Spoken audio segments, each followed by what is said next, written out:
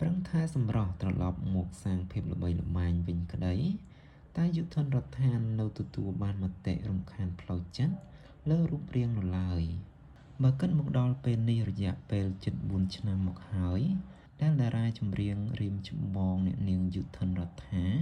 បានត្រឡប់មកកាន់វិថីសិល្បៈយ៉ាងពេញដៃវិញបន្ទាប់ពីរយាលពីវិស័យមួយនេះអស់រយៈពេលជាច្រើនឆ្នាំក្នុងនោះការវិលត្រឡប់មកកាន់តំណែងជាតារាចម្រៀងស្រីវិញនេះអ្នកនាងយុទ្ធនរដ្ឋាក៏មិនបានជ្រកក្រោមផលិតកម្មណាមួយដែរដោយអ្នកនាងនិងស្វាមីគឺលោកឃុំពុនដែតបានបង្កើតផលិតកម្មផ្ទាល់ខ្លួនមានឈ្មោះថារដ្ឋា Entertainment ក្រោយប្រឡូកចូលសិល្បៈវិញនោះអ្នកនាងយុទ្ធនរដ្ឋាក៏បានជួបនឹងព្យុះភ្លៀងមិនតិចដែរនៅលើបណ្ដាញសង្គមដោយធ្លាប់ទទួលរងការរិះគន់ផ្សេងៗនិងមានការរិះគន់លើរូបសម្រស់របស់អ្នកនាងទៀតផង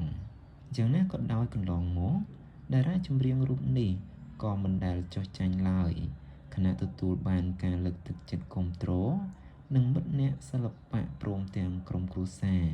ម្យ៉ាងវិញទៀតអ្នកនាងក៏ធ្លាប់បានថែទាំរូបរាងឲ្យស្រកគីឡូវិញថែមទៀតផងដោយឡែកថ្មីនេះអ្នកនាងយុទ្ធនរដ្ឋាបានធ្វើការវះកាត់កែសម្ផស្សត្រង់ចំណុចខ្លះនិងត្រូវញ៉ាំថ្នាំពេទ្យព្យាបាលក៏ហាក់ឡើងគីឡូវិញបន្តិចស្រាប់តែធ្វើឲ្យមានអ្នកលេងបណ្ដាញសង្គម Facebook មួយចំនួនបានរិះគន់អ្នកនាងជាថ្មីម្ដងទៀតក្នុងនោះអ្នកនាងយុទ្ធនរដ្ឋាក៏បានបង្ហោះសារបង្ហាញអារម្មណ៍ហត់នឿយថាកាយវិការយ៉ាប់ស្លៀកពាក់មិនស្អាតមិនសមធាត់ណាស់មិនសមជាតារាអារម្មណ៍មួយនេះសួរថាជឿទេបើសិនជាពាក្យទាំងនោះយើងបានឮដដែល